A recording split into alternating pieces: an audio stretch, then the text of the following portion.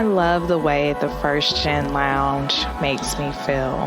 Because it creates a space where I belong. Where we're able to create community. The fact that it's a community. It's a safe place. It also gives me a place to understand different perspectives. The stories of these individuals prescribe transformational perspective.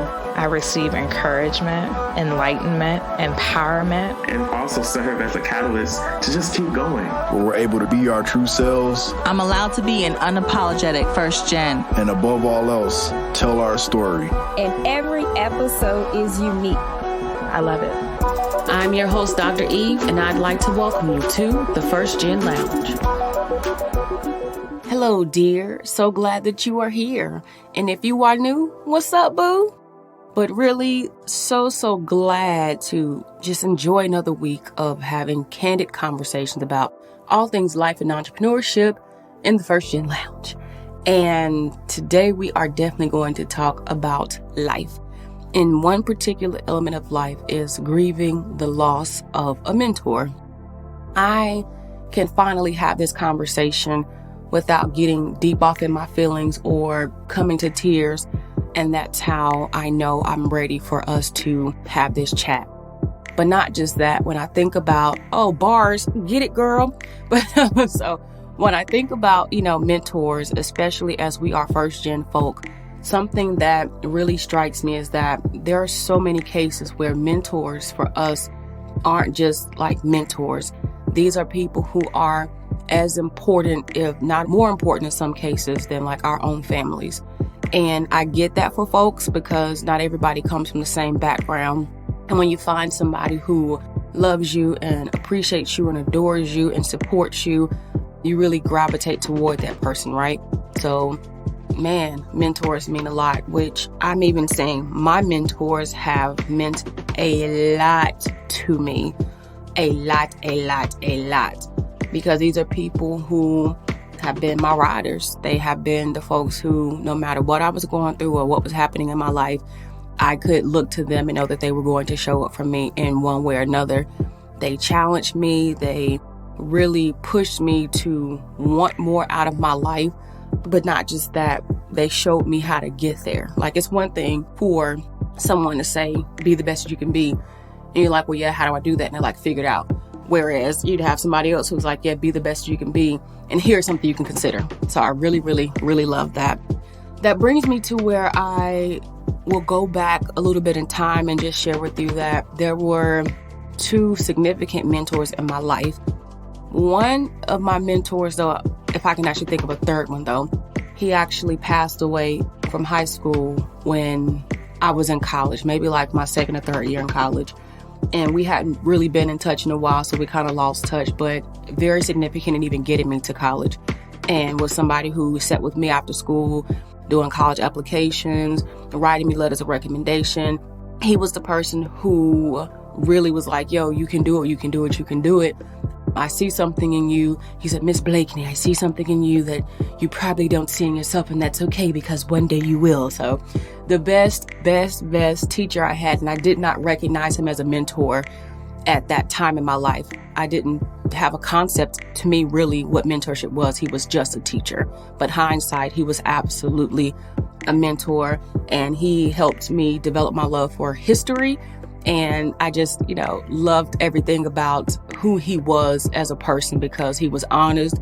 I learned later in life that he was a Black Greek, and he went to an HBCU. So things that I didn't, know about then, I learned afterwards, but it also made sense of why he helped me to really consider HBCUs and just think about all the little things in life before I go into college. But then, getting to college, this is where, I established relationships that had moved beyond high school, right? And they were individuals who I had been rocking with for at least 10 years. So there was significantly more time there. But speaking of two mentors, one was my dean of honors college because I was an honors college student when I was an undergrad. Geeked out. And the other was my employer. So I worked at, straight up the General Baptist State Convention, North Carolina. And my employer then, he was somebody who just was really just a strong figure. My dean of Honors College, she was incredible in every way. Like, she was a person who I could see no faults in, no flaws in. I just really, really adored her. But I can tell that there was an adornment for me as well, because she took to me and would go the extra mile. Like, you know what that's like. She was kind of like an auntie. And she was like, how do you call it, rich auntie gang? Although she very well had a child. But she was really like that auntie who I could just be myself with. I can talk to her about stuff beyond just class assignments. It was just life stuff, and I could be vulnerable with her. And she was that person that, as a woman, thinking about being married and what a marriage would look like, talking about savings and retirement and investments. Like, there was little that I can think of that we did not talk about, because she was open, but she also realized that I was first generation when I didn't know that, right? And she was willing to give me her best self and to challenge me to really think about how my life would unfold. And as a matter of fact, had it not been for her, I really give her credit for pushing me to go to grad school, because here I was getting this bachelor's thinking I was doing something big, honey. And she was like, there's far more than this, right? I'm like, what? So I didn't have a concept of graduate school. And unlike some of my classmates, I didn't go to graduate school right away, because I just did not know what I wanted to do. But if it not had been for her, I wouldn't have had any concept or any thought of, oh, yeah, I should keep going. And she was the one who put it out there to me that, yeah, you actually can be a doctor, because she was a doctor. I'm like, well, you're a doctor and you not, medicine. So it's crazy as it sounds. I only had one concept of what a doctor was. And so it was because of her and having us do assignments like grad school research, or what does it take to get these degrees, or what is your plan? Her whole thing was just, you need to have a plan. But with her, even when I got ready to pledge, although we're not in the same sorority, she wrote my letter of recommendation as my faculty. And she was somebody who helped me figure out which Greek letter organization I want to be a part of. Because for me, going to school, not knowing a single damn thing about Greek life, there was so much that I had to learn. But with her guidance, her help, and her support, I was really able to figure a lot of things out and just move forward. When I got ready to go to grad school and my Ph.D. again, she was there to help me figure it out, to write letters and so forth and so forth, but to just check in, right, and see how I was doing. Or she even recognized the kind of program I was in. So sometimes she would see something and she would forward me the information to make sure that I had what I needed. And I'd be like, yo, she's so thoughtful and so incredible. And we kept in touch even while I was gone, right? Living in a different state, so much that when I came back to North Carolina and I took a job at my alma mater, I finally came back as her colleague. So now here I am, working with this woman who I absolutely adored, I loved, who was just so impactful and profound in my life. And we worked together for a solid year.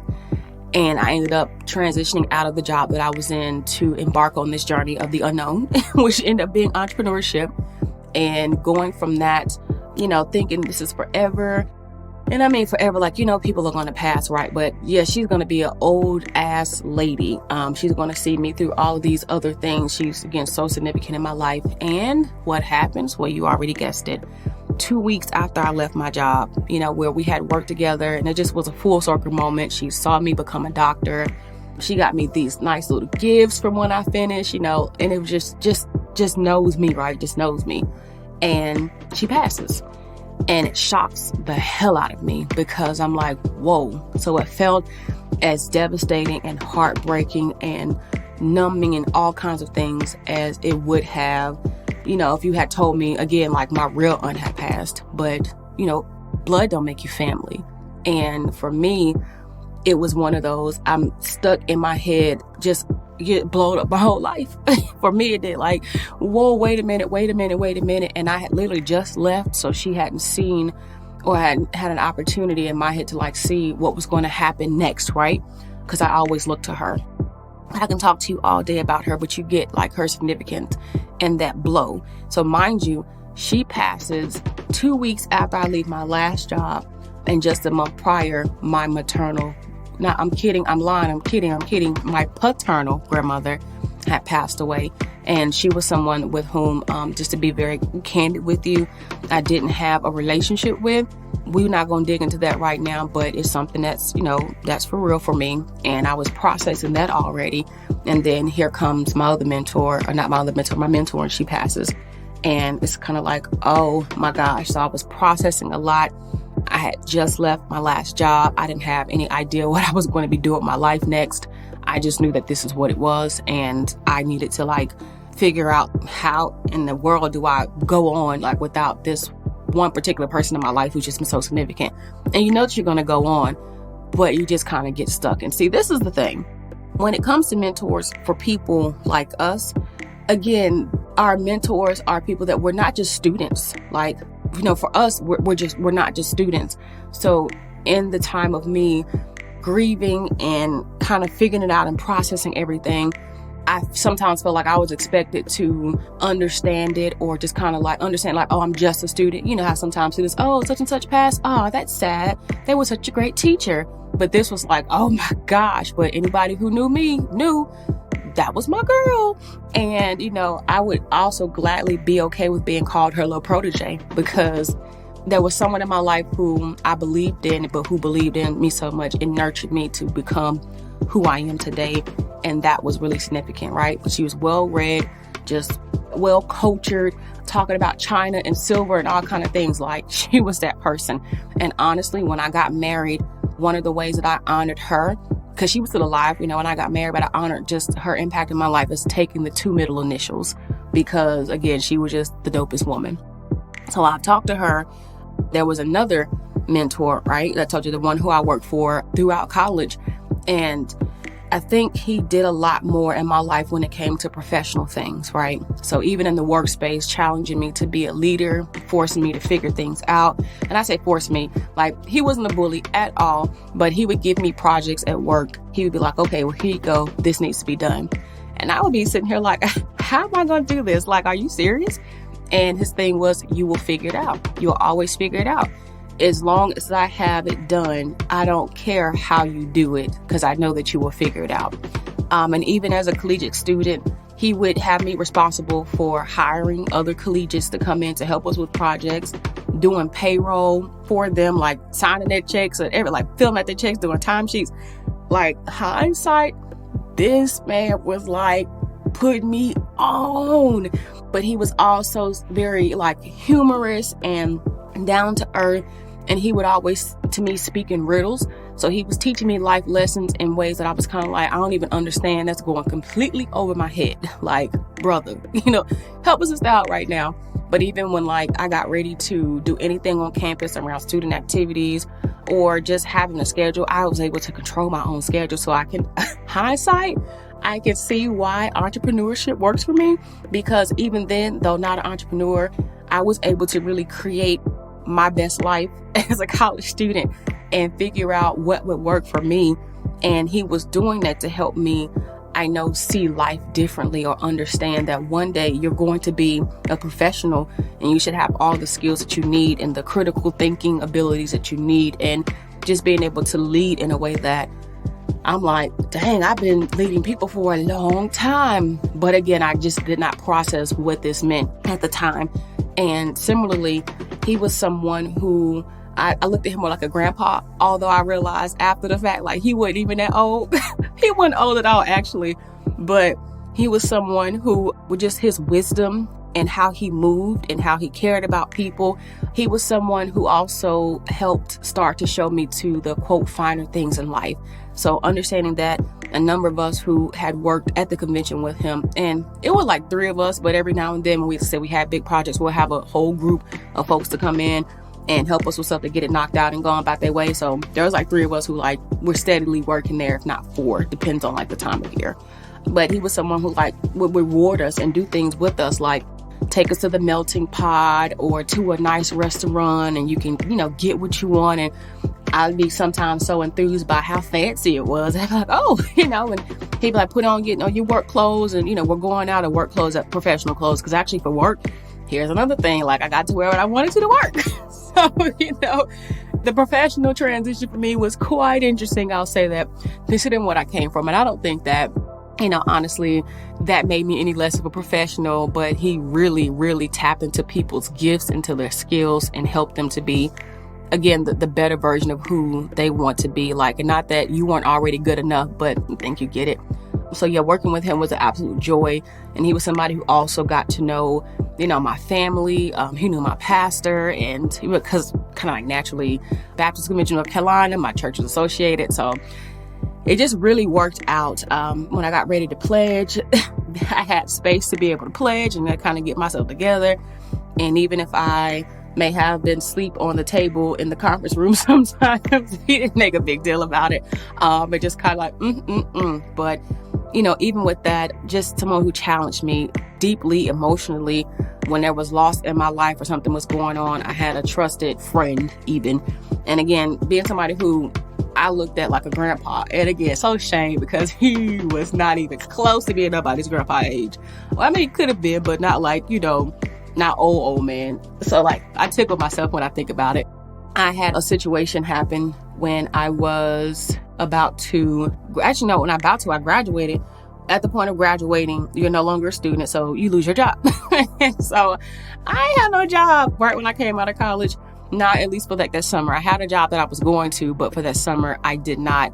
And I didn't know how I was going to figure things out because this is, and I was getting paid good, like in school, like, back in the day, I was making like $10 an hour. Mind you, most folks was making like $6.25. So like balling. But I was able to take care of myself well and take care of my family when needed. And so it's just little things that really made a difference. So anyway, to kind of go ahead and finish telling you what happened with this, because what the end's going to be with it. But I have to give you context for how deeply mentors have been embedded in my life or how deeply they have changed my life, right? So kind of fast forward, graduate. I'm like a month out of school, staying with my line sister. We got this little apartment, did the best that we could because I was refusing to not move back home. Like I got to make it. I got to keep going. I said I was never going to come back home after I left. And I didn't have no money. I was struggling to eat. Me and my best friend, we had this joke about an 8-piece because we used to go to Walmart and get an 8-piece, and we'd go to the Dollar Tree and get a couple canned good sides, some cereal, some milk, and like I had food. We made it happen, but we took care of each other. So that's why when I say my best friends are my best friends, they my riders. But I went back to this man and I said to him, that summer, I was like, look, I'm having a really hard time. I know that I've graduated out of my job, but if you can give me anything to do, anything at all, I would really appreciate it until I get ready to move to Mississippi. And what do you know? He thought about it. He called me, I want to say the next day or two later, and he asked me to come in and he gave me work.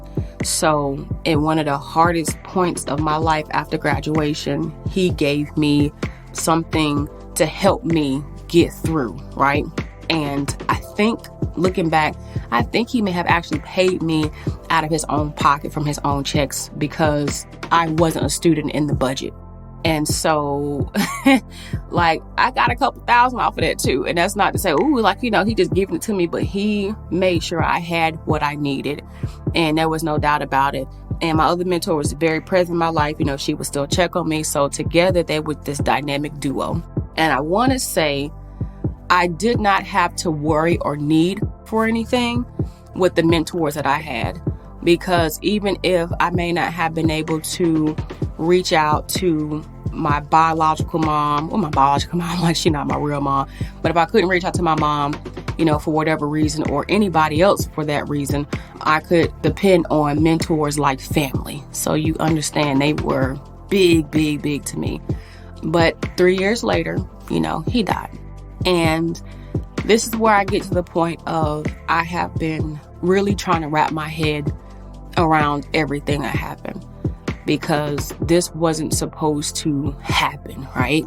This wasn't supposed to happen. And honest, in both cases, they died from health conditions or health complications. And one was a little bit more expected than the other. The other one was completely, what the hell just happened? But I'll definitely say this. Hindsight, again, I know I'm using hindsight a lot in this because I've had to look back again to get to this point. Even knowing how they passed really put things in perspective for me about how I would want to take care of myself going forward. And that, implying they did not take care of themselves.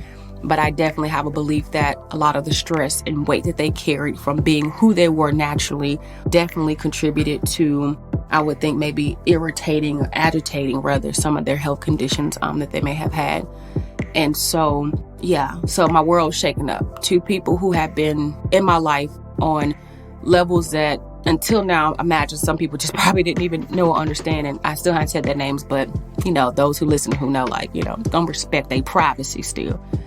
For what it's worth, though, just kind of being in a space where I've had to navigate this deep loss, because thinking about, again, all the things that they did for me as a person, but how I was able to show up for them too, because they were my adopted family. What do you do next? So for you who may have a mentor in your life that you have lost, or, for if you should ever lose a mentor, because again, our mentors are our family.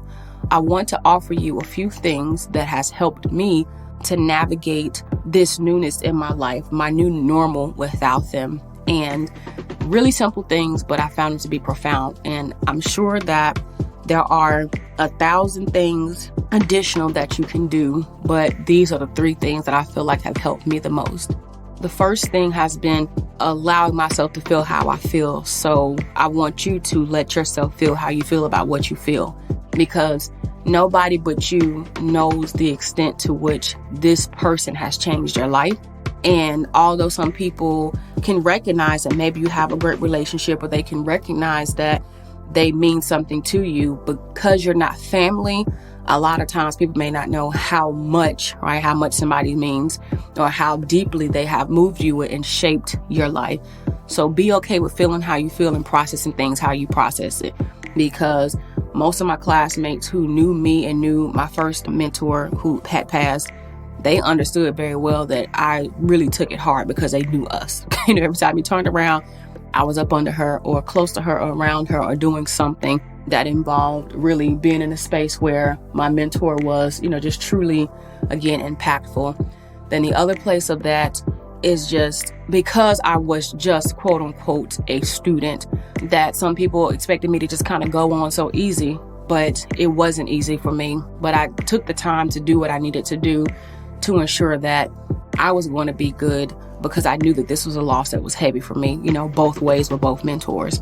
And so kind of is what it is, right? I mean, what can you do at this point? You have to find the will to go on.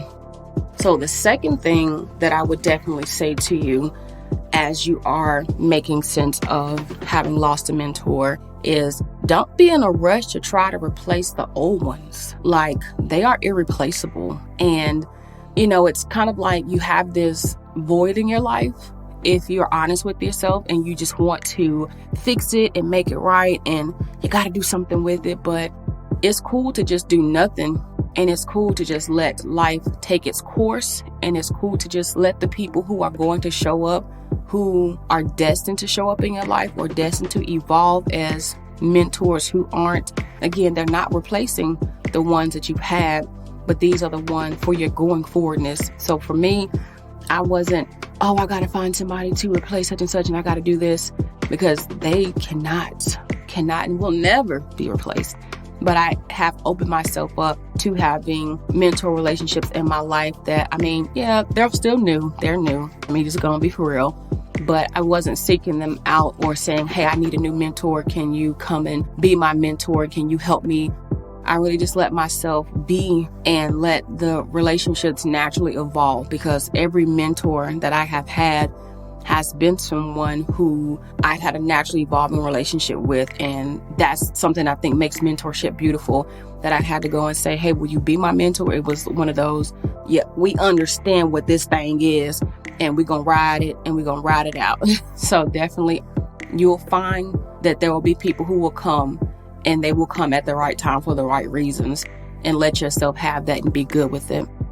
The third thing I would like to offer to you to consider, definitely put on your radar, is become a mentor and carry the legacy. And I thought at first that this was taboo or just kind of weird even, but the more I let myself process this idea of becoming a mentor, I was already a mentor, have been a mentor for years, but losing my mentors really helped me see how I wanted to show up better as a mentor. And then what I found myself doing was starting to teach some of my mentees things that my mentors taught to me, passing on some of the wisdom and some of the lessons.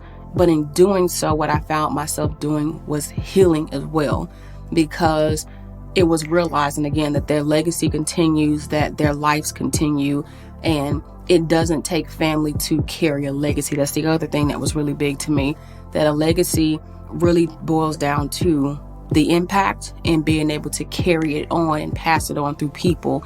And, we talked about leaving a legacy last year and how to leave a legacy. And so it's interesting because I have had people in my life who have been legend to me. And so much so that I'm carrying not only things that like my grandfather taught me growing up, that my mom has taught me, but even things that they have taught me and instilled in me. And so again, mentoring and mentorship can be deep. It is deep. And I just strive to still honor their lives. And doing so is thinking about how I help my students have experiences and consider things that maybe they never considered, how I challenge them, how I expect the most of them. But not only do I expect the most of them, how I show up for them, and I'm there to support them and guide them and give them direction. And then thinking about, again, how I am as an entrepreneur and thinking about leaving your legacy and why it's so big, because one of my mentors had no biological children.